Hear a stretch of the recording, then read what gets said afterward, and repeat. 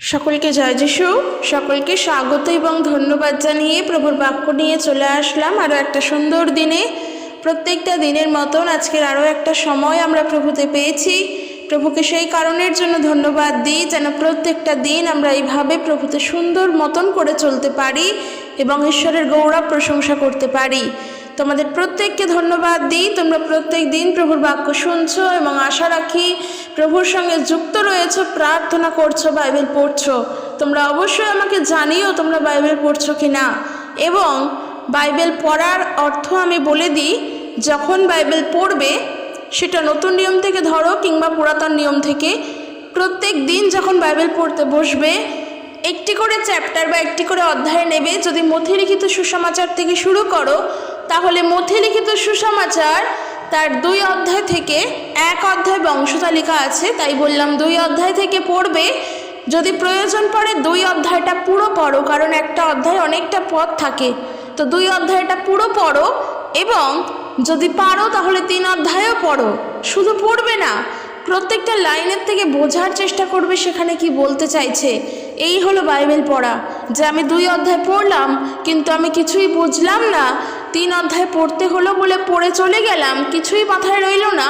এরম করে বাইবেল পড়া হয় না, এটাকে বাইবেল পড়া বলে না। বাইবেল পড়তে গেলে বাইবেল অধ্যয়ন করতে হয় সবাইকে। তার জন্য প্রভুর প্রতি মন বসাতে হয়, কারণ আমরা কিন্তু অনেক রকমের চিন্তাভাবনার মধ্য দিয়ে চলি। বাইবেল পড়তে হয় বলে পড়ি, আবার আমরা অনেকে আছি যারা অত গুরুত্ব দিই না। ও বলছে বলুক বাইবেল পড়ার কথা, আমার না শুনলেও হয়, আমি তো প্রার্থনা করি, ঈশ্বর মন দেখে, এই কথা বলে আমরা উড়িয়ে যাই। আমরা গুরুত্ব দিই না, আমরা অবহেলা করি, আমরা শুনতে চাই না। আমাদের মনে হয় কি বাইবেল পড়তে বসলে অনেক সময় লাগে, অনেক ধৈর্য লাগে, পড়ার বইয়ের মতন পড়া অত পড়তে পারবো না, এই জিনিসগুলো হয়।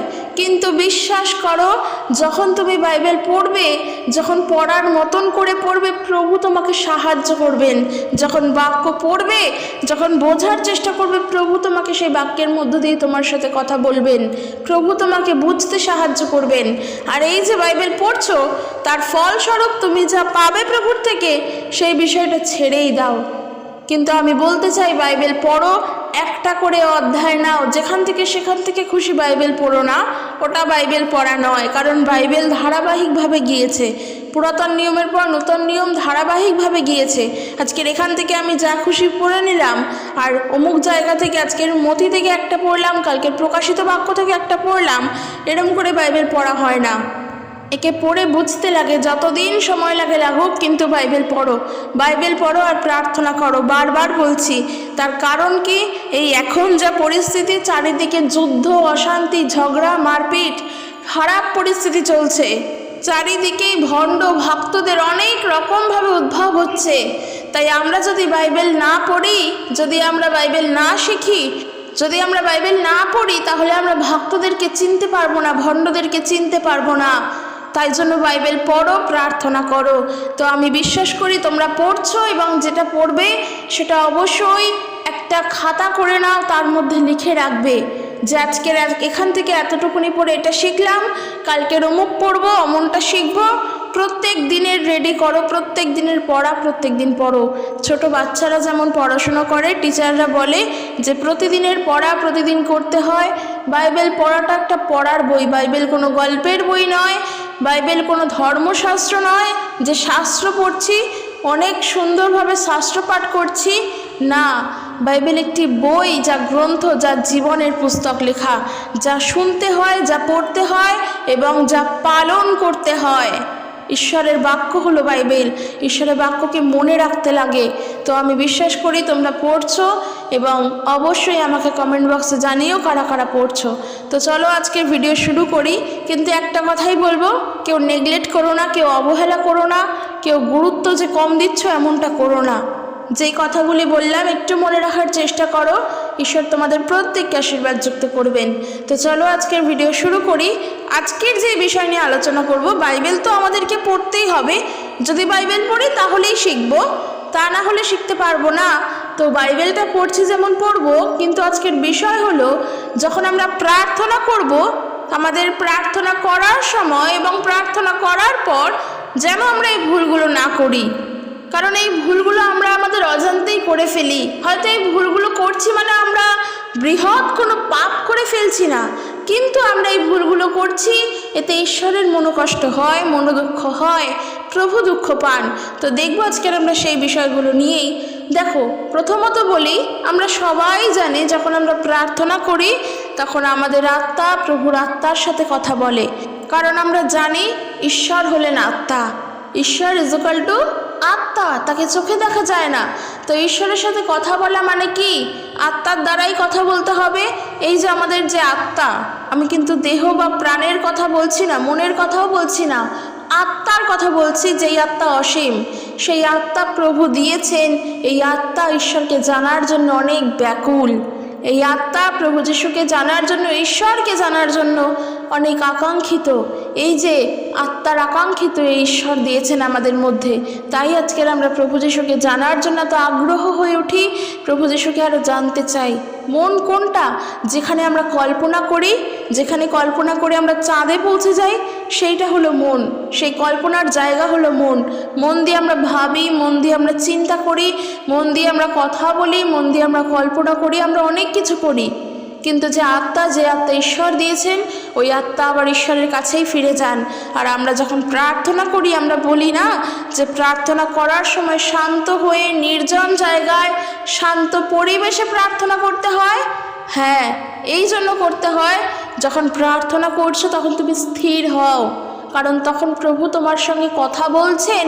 প্রভুর রব শোনার জন্য নিজেকে প্রস্তুত করো, নিজেকে স্থির রাখো, আত্মাতে তুমি স্থির থাকো, হৃদয়কে উদ্বিগ্ন হতে দিও না। কারণ যখন প্রার্থনা করো, প্রভু তোমার সাথে কথা বলেন। আর আমরা জানি ভালো করে, প্রভু যিশু যখন প্রার্থনা করতেন, তিনি কিন্তু হই হট্টগোলের মাঝে বসে প্রার্থনা করতেন না। দেখো, প্রার্থনা যখন তখন যেখানে খুশি করা যায়, এটা আমরা সবাই জানি। কিন্তু প্রভু যিশু যখন প্রার্থনা করতেন, আমরা তো তার জীবন থেকে শিখি, কারণ তিনি আমাদের আদর্শ, তিনি আমাদেরকে শিক্ষা দেন, তিনি আমাদের শিক্ষকদাতা, তিনি আমাদের সব কিছু। তার জীবন থেকে তো আমরা শিখি। তার জীবন দেখবে, যখন তিনি প্রার্থনা করতেন, তিনি নির্জন স্থানে গিয়ে, কোনো পাহাড়ের এক উঁচু স্থানে গিয়ে তিনি সারা রাত সারা সন্ধে বসে প্রার্থনা করতেন। তিনি ভোরবেলা উঠে প্রার্থনা করতেন। তিনি ফাঁকা জায়গায় বসে প্রার্থনা করতেন। কারণ প্রার্থনা করা হলো ঈশ্বরের সঙ্গে কথোপকথন করা।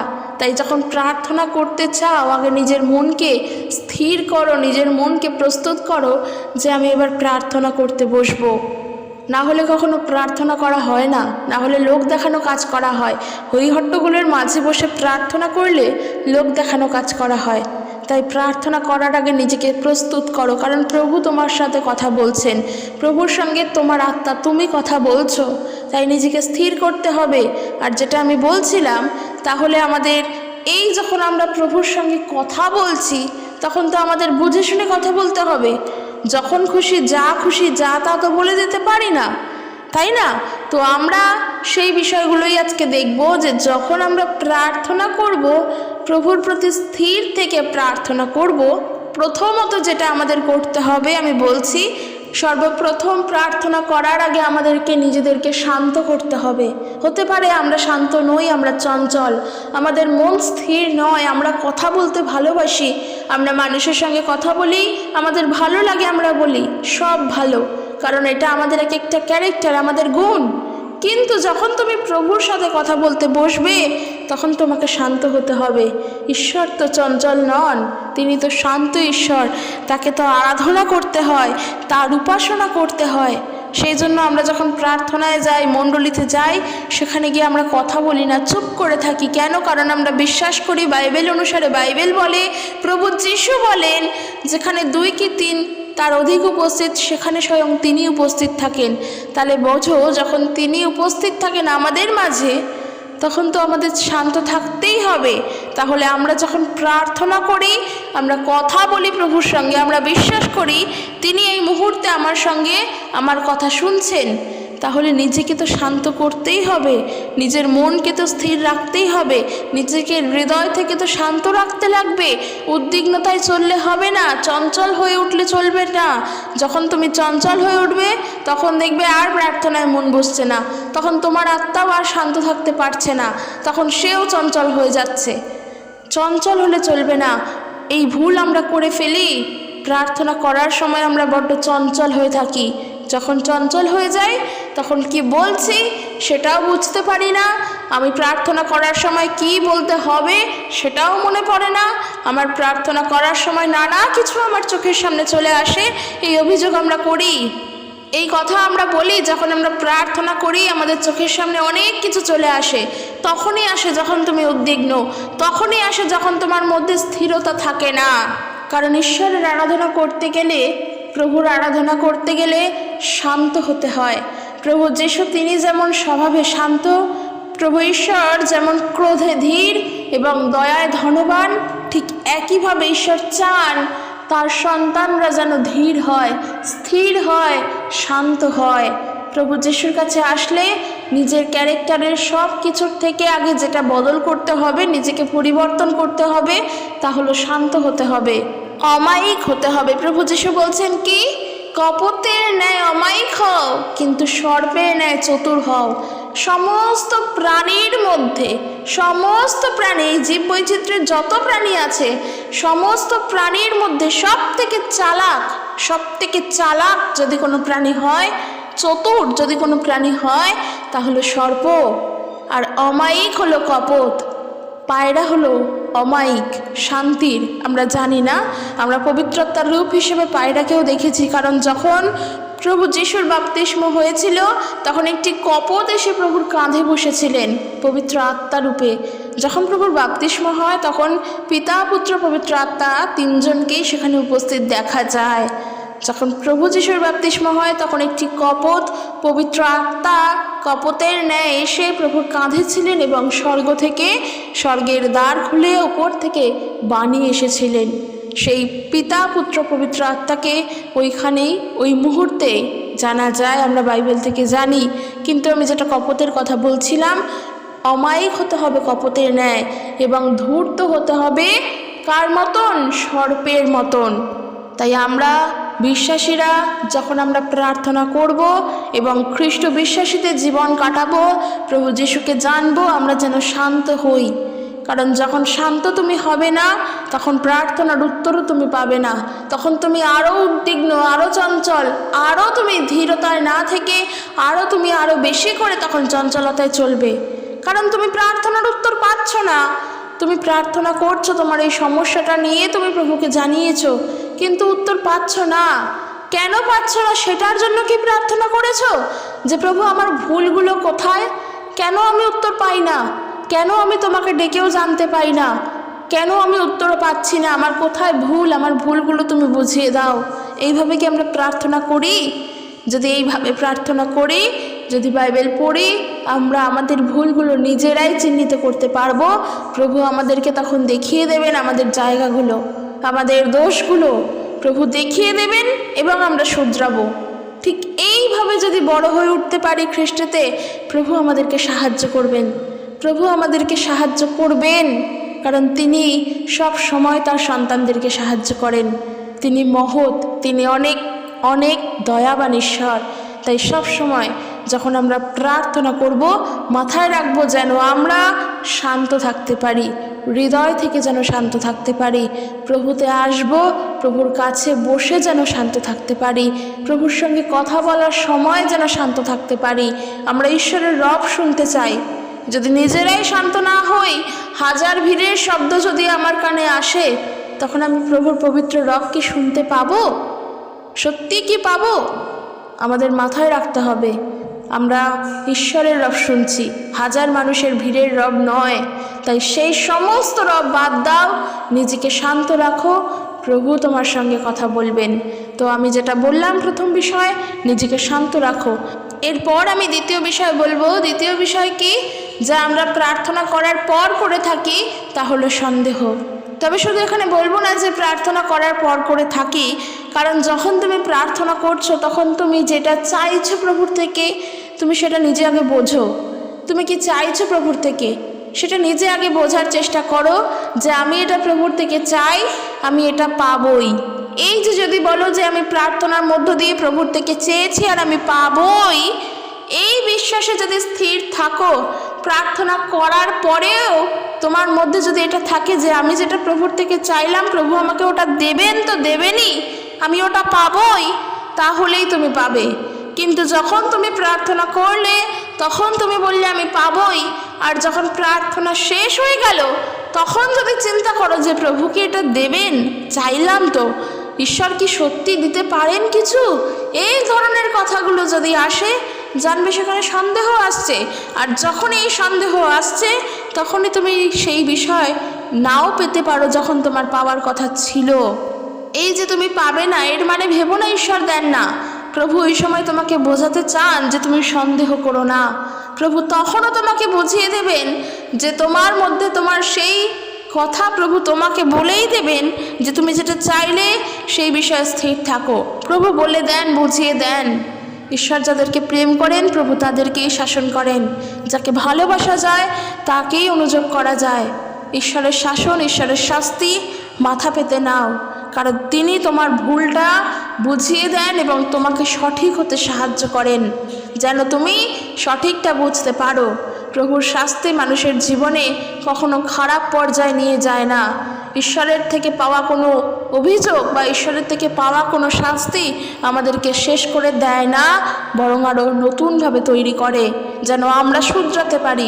কারণ তার সন্তান আমরা, তাকে ভালোবাসি, তিনি আমাদের বাবা, তার কাছ থেকে সব কিছু চাইলেই আমরা পেতে পারি। কিন্তু অবশ্যই মাথায় রাখবো যেন সন্দেহপূর্বক না চাই যে আমি যেটা চাইছি আমি সেটা পাবই, আমি স্থির। কিন্তু আমরা করি কি, প্রার্থনা যখন শেষ হয়ে যায়, মণ্ডলীতে গেলাম, প্রার্থনা করলাম, প্রভুর থেকে চাইলাম, প্রভু দিল, আমি জানি প্রভু দেবেন। কিন্তু যখন প্রার্থনা শেষ হয়ে যায়, প্রার্থনা থেকে বাড়ি ফিরে আসি, আবার সেই সমস্যার মধ্যে ডুবে যাই, আবার সেই সমস্যা নিয়েই চিন্তা করি, আর তখন ভাবে কি সত্যি কি পাবো।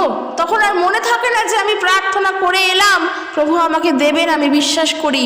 তখন আমার নিজের বিশ্বাসেই আমার নিজের দাম থাকে না, তখন আমি আমার নিজের বিশ্বাসের প্রতিই নিজে সন্দেহ করি। কখনো যেন এটা না হয়। যদি চাইতেই হয় বিশ্বাসপূর্বক চাও, প্রভু বিশ্বাসপূর্বক চাইলেই তবে দেন, তাহলেই পাওয়া যায়। কারণ আমি রোজকারের মতন বলি, হয়তো আবার কেউ বলবে আমি একই কথা বারবার বলি, রোজকারের মতন আমি বলি, বিশ্বাস যদি না থাকে খ্রিস্টীয় জীবনের কোনো মূল্য নেই। কারণ বিশ্বাসের উপরেই দাঁড়িয়ে আছে খ্রিস্টীয় জীবন। গতকাল যেমন বললাম, তুমি যদি বিশ্বাস করো যে এই আকাশ বাতাস পৃথিবী ঈশ্বরের মুখনিসৃত বাক্যের দ্বারা সৃষ্টি, তাহলেই তুমি জানবে। যদি বিশ্বাস না করো তাহলে আমি তোমাকে দেখাতেও পারবো না, তার প্রমাণ দিতেও পারবো না।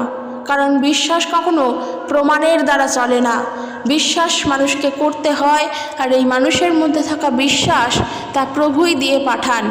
এবং যখন প্রভু যিশুকে তুমি জানবে, তারপর যে বিশ্বাস তোমার প্রভুর প্রতি তৈরি হবে, প্রভুর প্রতি ভালোবাসা তৈরি হবে, তা সম্পূর্ণ ঈশ্বরের অনুগ্রহতে, সম্পূর্ণ ঈশ্বরের দয়াতে। সেখানে মানুষের কোনো হাত থাকেই না, আমাদের কোনো হাত থাকে না। কারণ দেখো, প্রভু যিশুকে আমরা জানলাম, সত্যি কি এখানে আমাদের কোনো হাত আছে? অনেক মানুষ আছে যারা খ্রিস্টকে জানার পর তাদের আত্মীয়দের সঙ্গে সম্পর্ক নষ্ট হয়ে গেছে, তার আপন মানুষের সঙ্গে সম্পর্ক নষ্ট হয়ে গেছে, তার নিজের মানুষ তাকে ছেড়ে চলে গেছে, শুধুমাত্র তুমি প্রভু যিশুকে জানো বলে। এখানে তোমার কি কোনো হাত আছে? বরং যখন খ্রিস্টকে জানোনি তখন তো শান্তিতে ছিলে, সবার সঙ্গে সম্পর্ক ছিল, তাহলে খ্রিস্টকে জানার পর কেন এমন হলো? এখানে কি তোমার হাত আছে? না তো, কোনোভাবেই নেই। জানবে এখানে ঈশ্বরের অনুগ্রহ আছে, তোমার জন্য যেটা ঠিক প্রভু সেটাই করেন। তার মানে প্রভু যিশুকে যখন তুমি জানো, সেটা তোমার ইচ্ছার দ্বারা নয়, সেটা প্রভুরই ইচ্ছার দ্বারা। আর যখন প্রভুর ইচ্ছার দ্বারাই প্রভুকে জেনেছি, তখন আমাদের মাথায় রাখা উচিত আমরা যখন প্রার্থনা করব, তখন আমরা প্রভুর ইচ্ছাকে স্মরণ করেই প্রার্থনা করব। প্রভু চান যেন আমরা সন্দেহ না করি, তাই বলছেন প্রভু বিশ্বাস সহকারে যা চাও তা যে পাবেই, যদি এমন বিশ্বাস থাকে তাহলেই তোমাদেরকে দেওয়া যাইবে। তাই বিশ্বাসটা ধরে রাখো, বিশ্বাসটা রক্ষা করো, নিজেকে বিশ্বাসের প্রতি স্থিরতায় রাখো, প্রভুর থেকে বিশ্বাসপূর্বক চাও, সন্দেহপূর্বক নয়। প্রার্থনা করার সময় এবং প্রার্থনা করার পর কখনোই যেন সন্দেহ না আসে। বারবার বলে দিলাম, মাথায় যেন থাকে, যত প্রবলেমেই আসুক না কেন জীবনে, যত খারাপ সমস্যা খারাপ সময়ই আসুক না কেন জীবনে, সন্দেহ যেন এক মুহূর্তের জন্য প্রভুর প্রতি না আসে। কারণ আমরা ঈশ্বরের সন্তান, আমরা খ্রিস্ট বিশ্বাসী। আর এখানে আমরা উপস্থিত আছি অনেকজন, আমি জানি, আমি যতটা দেখতে পাই অনেক মানুষ তোমরা আমার এই চ্যানেলটিকে জানো। আমি চাই তোমরা সবাই যতজন আছো যারা শোনো প্রত্যেক দিন কিংবা যারা শোনো না, যতজন আছো, শুধু তাই নয়, যারা নতুন যারা শুনছো, আমি চাই একটুখানির জন্যও যেন প্রভুর প্রতি কোনো সন্দেহ তৈরি না হয়। প্রভু যা দেন সেটাই আমাদের জন্য সঠিক। তোমাকে যেটা ঈশ্বর দিচ্ছেন সেটাই তোমার জন্য সঠিক, তাই প্রভু সেটা দেন। কারণ ঈশ্বর কখনো মূর্খের মতো নন, তিনি বুদ্ধিমান, তিনি দয়াবান, তিনি পরিকল্পনা করে কাজ করেন, তিনি এই পৃথিবীকে সৃষ্টি করেছেন। তাই এমনটা ভাবার কোনো কারণ নেই যে আমার জীবনে এটা হচ্ছে, এটা ঈশ্বর আমাকে দিয়েছেন মানে এটা আমার জন্য ঠিক নয়। এটা আমাদের মনে হতে পারে, কিন্তু জানবে যেটা ঈশ্বরের ইচ্ছা বিশ্বাসীদের জীবনে সেটাই ঘটবে। কারণ বিশ্বাসীরা সম্পূর্ণভাবে প্রভু যিশুকে বিশ্বাস করে।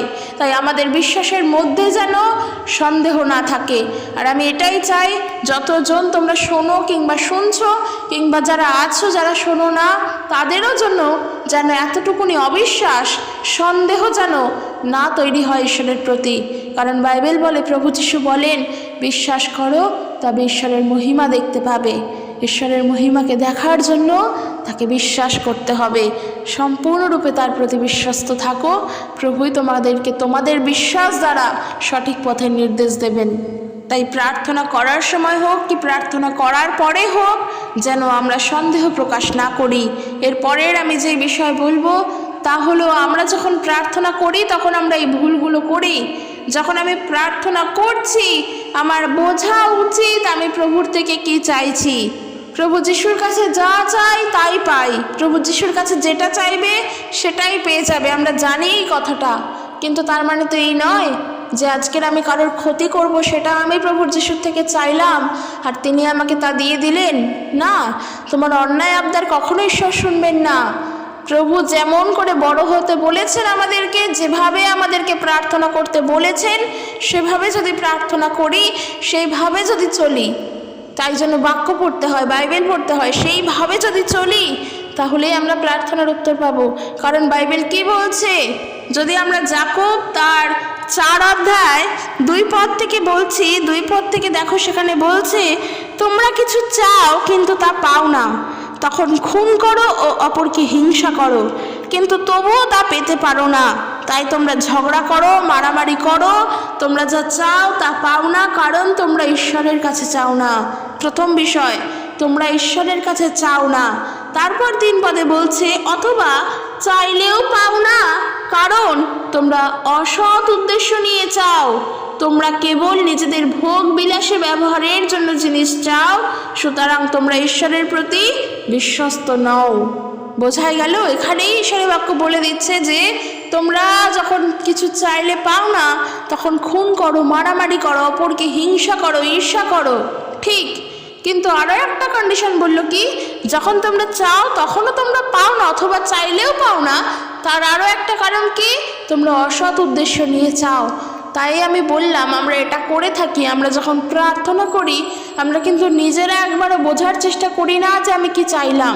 কারণ ওই যে বললাম, আমরা তো ঈশ্বরের সাথে কথা বলি, প্রভুর সাথে তো কথা বলছি, প্রভুর থেকে আমি চাইছি, আমার বোঝা উচিত যে আমি সেখানে কি চাইছি।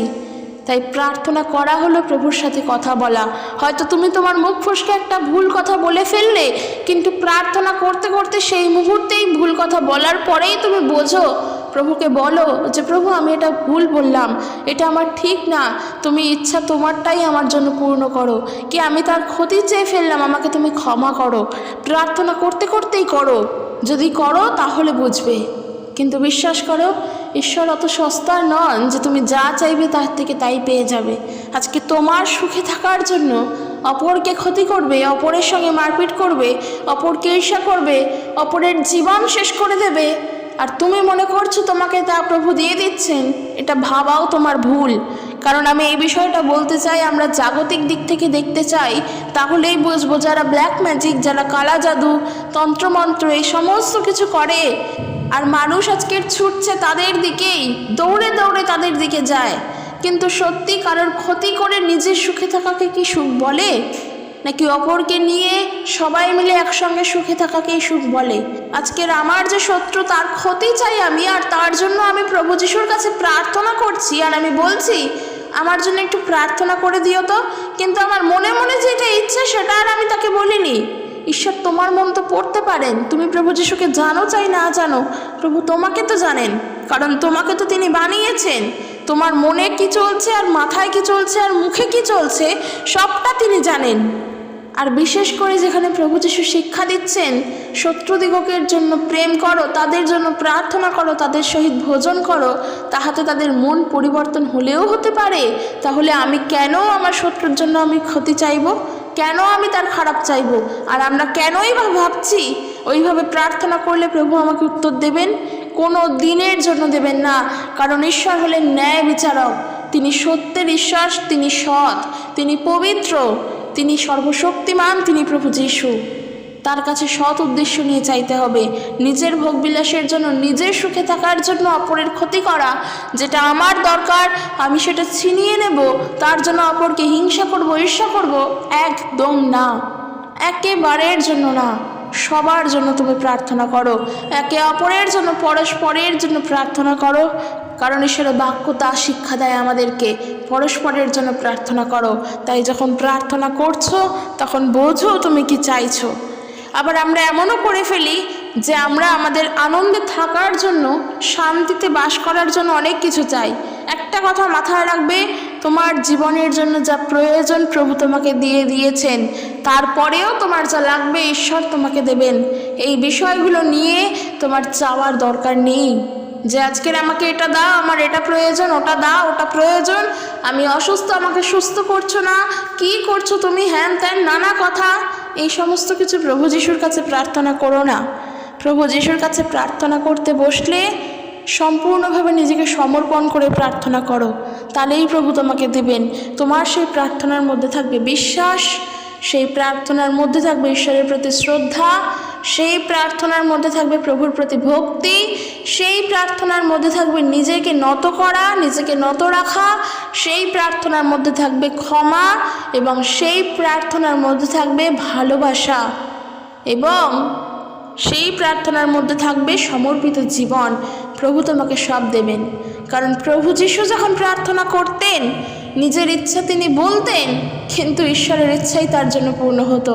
তিনি চান সেটাই যেন আমাদের জীবনে তাঁর ইচ্ছাই পূর্ণ হয়। আমরাও এটাই চাই, প্রভুর কাছে এটাই চাইবে, এটাই প্রার্থনা করবে যে প্রভু আমার জীবন তোমার হাতে, তুমি তোমার ইচ্ছা আমার জন্য পূর্ণ করো। কারণ আমার এই জীবন, আমি নতুন জন্ম হয়েছে প্রভু তোমাতেই, তোমাকে জেনেই আমার নতুন জন্ম হয়েছে। কারণ ঈশ্বরের বাক্য কি বলে আমরা দেখব, প্রথম পিতর তার 1 অধ্যায় 23 পদে বলছে, কারণ তোমরা ক্ষয়নীয় বীর্য হইতে নয়, কিন্তু অক্ষয় বীর্য হইতে ঈশ্বরের জীবন্ত ও চিরস্থায়ী বাক্য দ্বারা পুনর্জাত হইয়াছ। ক্ষয়নীয় বীর্য হইতে নয়, কিন্তু ঈশ্বরের অক্ষয়, যা ক্ষয় নেই, যার কোনো শেষ নেই, সেই জীবন্ত বাক্য, সেই বীর্য হইতে আমাদের জন্ম। তাই হলো নতুন জন্ম। তাই যখন আমরা নতুন জন্ম, তখন আমাদের অবশ্যই মাথায় রাখতে লাগবে যে আমাদের এই জীবন প্রভুর জন্যই, প্রভুর থেকেই পেয়েছি। তাহলে যখন এই জীবন প্রভুর থেকে, তখন অবশ্যই প্রভুর ভাব, প্রভুর স্বভাব আমাদের থাকা উচিত। প্রভুর ভাব, প্রভুর স্বভাবের মধ্যে প্রার্থনা করাও ছিল, ভাতৃপ্রেম করাও ছিল, এবং একে অপরকে শ্রদ্ধা করা, ভক্তি করা, সব এগুলো খ্রিস্টীয় স্বভাব। আমাদেরও তাই থাকা উচিত। তাহলে আমরা যখন প্রার্থনা করব, যেমনটা প্রভু যিশু প্রার্থনা করেছিলেন যে ঈশ্বরের ইচ্ছাই যেন তার জীবনের জন্য পূর্ণ হয়, আমরাও তাই প্রার্থনা করব যেন আমাদের জীবনের জন্য প্রভুর ইচ্ছাই পূর্ণ হয়। তাই মাথায় রাখবে, যখন প্রার্থনা করবে তখন কি বলছো প্রভুকে, কোন কথার দ্বারা প্রার্থনা করছো, কি কথার মধ্য দিয়ে প্রার্থনা করছো। কারণ প্রার্থনা করতে বসলে অনেকক্ষণ সময় নিয়ে প্রার্থনা করতে হয়, যখন নিজের জন্য প্রার্থনা করতে হয়। কোনো একটা বিশেষ টপিকের উপরে যখন প্রার্থনা করো, কিংবা বাক্যের জন্য যখন প্রার্থনা করো, কেউ যদি অসুস্থ হয় তার জন্য যদি প্রার্থনা করো, সব কিছু প্রার্থনার আলাদা আলাদা রকম রয়েছে। কোনো একটা বিশেষ টপিকের উপর প্রার্থনা করলে সেইটা নিয়েই প্রার্থনা, তখন আর অনেক কিছু বলবে না। কিন্তু ঘরে একা বসে যখন প্রার্থনা করছো তোমার একার জন্য, যখন তুমি তোমার অন্তরাগারে প্রবেশ করে প্রার্থনা করছো তোমার একার জন্য, তখন কি করে প্রার্থনা করবে? তখন আমার এই ভিডিওটি তোমাদের সাহায্য করবে।